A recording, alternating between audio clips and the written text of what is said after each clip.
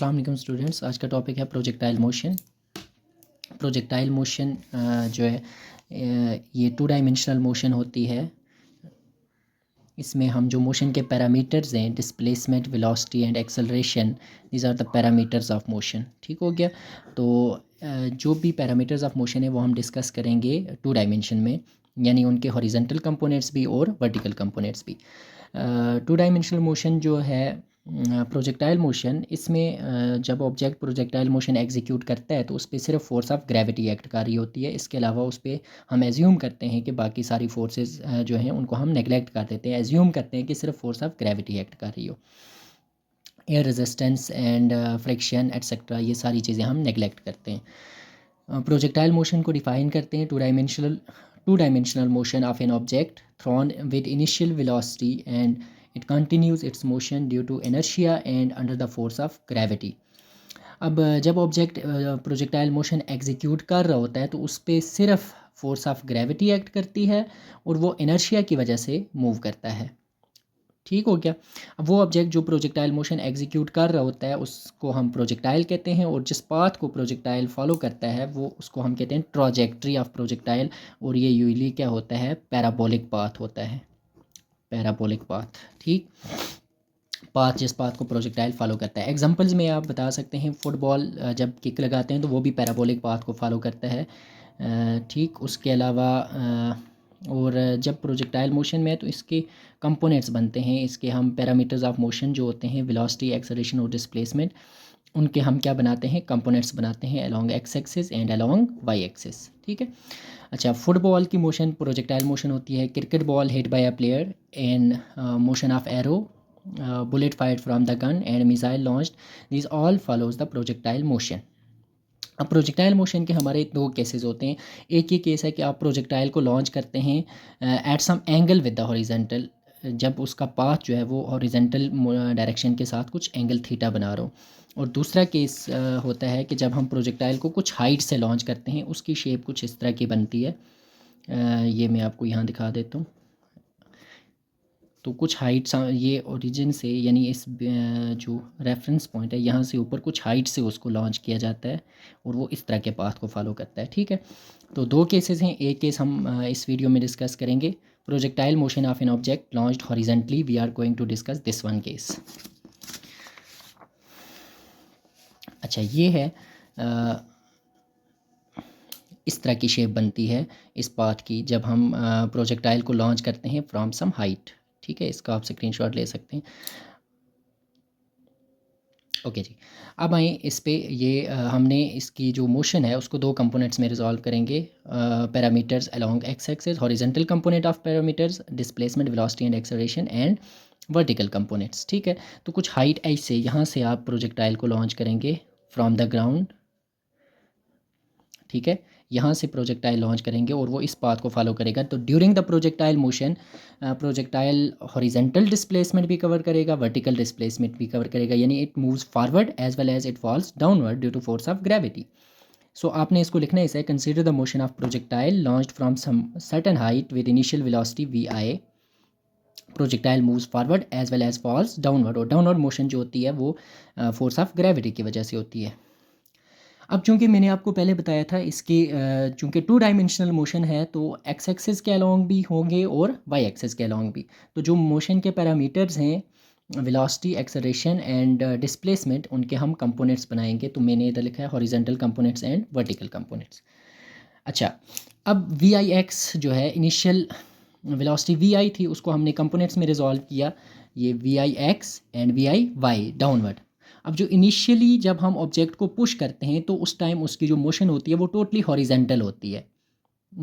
उस time velocity का जो वर्टिकल कंपोनेंट है वो 0 के इक्वल होगा। So V I X will be equal to, V I X is equal to V I cos theta and V I Y is equal to 0, क्योंकि initially जब हम projectile को पुश करते हैं तो उस टाइम उसकी जो मोशन होती है वो कम्प्लीटली हॉरिजेंटल होती है, यानी प्रोजेक्टाइल जो है वो हॉरिजेंटल डायरेक्शन में फॉरवर्ड जाता है। एंड देन उसके बाद जो है जैसे ही हम उसको लॉन्च कर देते हैं तो force of gravity comes into play and वो डाउनवर्ड फॉल करना स्टार्ट हो जाता है। अब इनिशियल कंपोनेंट्स आप ये लिखेंगे, V I X is equal to V I cos theta and V I Y is 0। I initial and X horizontal, इधर I initial and Y vertical.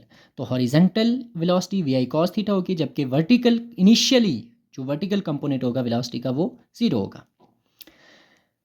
अब जब प्रोजेक्टाइल को लॉन्च करते हैं उसके बाद चूंकि हॉरिजेंटल डायरेक्शन में प्रोजेक्टाइल पे कोई फोर्स एक्ट नहीं कर रही होती, हॉरिजेंटल डायरेक्शन में प्रोजेक्टाइल पे हमने स्टार्ट में इसकी डेफिनेशन में कहा था कि only the force of gravity is acting on the projectile, so no force along horizontal direction.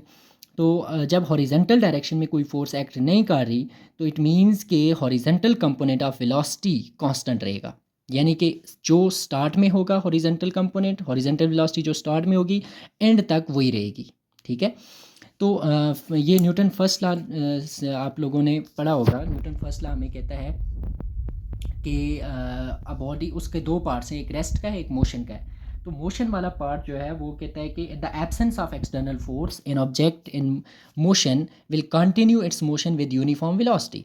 अब जब इसका मतलब है जब एक्सटर्नल फोर्स एक्ट नहीं कर रही तो इसका मतलब है ऑब्जेक्ट की वेलोसिटी कांस्टेंट रहेगी। तो हॉरिजेंटल डायरेक्शन में कोई फोर्स एक्ट नहीं कर रही होती तो हॉरिजेंटल कंपोनेंट क्या रहेगा, कांस्टेंट रहेगा। So V F X final component जो है horizontal component V F X वो इनिशियल हॉरिजेंटल कंपोनेंट के इक्वल है और दोनों के इसके इक्वल हैं V I cos theta. V F X is equal to V I X is equal to V I cos theta. अब आते हैं वर्टिकल कंपोनेंट की तरफ। तो वी एफ वाई, अब चूंकि वर्टिकल डायरेक्शन में फोर्स ऑफ ग्रेविटी एक्ट कर रही होती है that's why vertical component of velocity जो है वो कंटिन्यूसली चेंज हो रहा होता है। तो हमें अगर वर्टिकल कंपोनेंट चाहिए at some instant after projectile is launched, V F is equal to V I plus A T, first equation of motion है। अब चूंकि हमें वर्टिकल कंपोनेंट चाहिए तो वी एफ के साथ भी आप वाई लगाएंगे, वी आई के साथ भी वाई लगाएंगे और ए के साथ भी वाई लगाएंगे। सो ये बनेगी equation V F Y is equal to V I Y plus A Y T. Initial V I Y initial vertical component zero के इक्वल है। ए वाई जो है vertical acceleration downward force of gravity act कर रही है तो acceleration कौन सा होगा, ग्रेविटेशनल एक्सेलरेशन जी के इक्वल होगा। सो वी आई वाई की जगह जीरो पुट कर दें, V F Y is equal to G T. अब एक्सेलरेशन की तरफ आते हैं। एक्सेलरेशन तब प्रोड्यूस होता है जब वेलोसिटी चेंज हो। Horizontal component of velocity V X is constant because there is no force along horizontal direction, so A X will be equal to zero. Horizontal component acceleration का zero हो जाएगा, जबकि vertical component A Y is equal to G due to force of gravity, acceleration will be gravitational acceleration.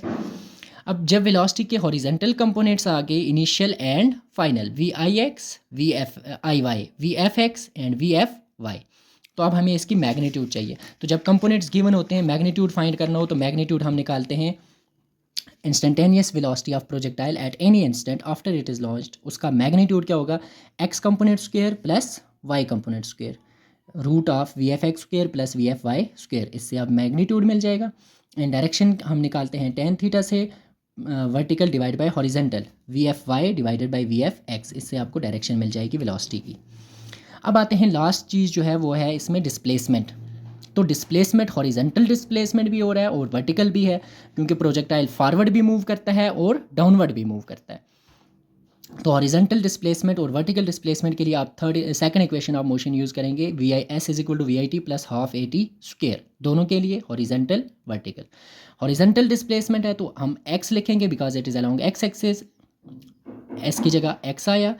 Horizontal displacement velocity के कौन से component की वजह से होगा, हॉरिजेंटल कंपोनेंट की वजह से होगा। सो वी आई की जगह V I X T plus 1/2, A की जगह A X T square, X is equal to V I X T plus A X zero के इक्वल है ना, horizontal component of velocity constant रहता है। सो आप इसको जब हॉरिजेंटल कंपोनेंट जीरो है तो हॉरिजेंटल वेलोसिटी का हॉरिजेंटल कंपोनेंट कांस्टेंट है तो horizontal component of acceleration will B zero, A X zero put करेंगे।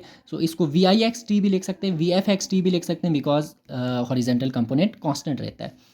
अब वर्टिकल की तरफ आएंगे, वर्टिकल डिस्प्लेसमेंट वाई है, V I Y T plus 1/2 A Y T square. V I Y initial vertical component of velocity is zero because initially projectile की जो motion होती है वो कम्प्लीटली हॉरिजेंटल मोशन होती है, प्लस 1/2 ए वाई की जगह जी पुट करेंगे 1/2 G T square. Horizontal displacement vertical displacement, फिर आफ्टर सम टाइम अगर हमें ये पता करना हो कि प्रोजेक्टाइल किस पोजीशन पे है, कहाँ पे है, कितना डिस्प्लेसमेंट है, तो उसके लिए आप क्या निकालेंगे, magnitude of displacement which is under root X component square X square plus Y square. तो केस 2 जो है प्रोजेक्ट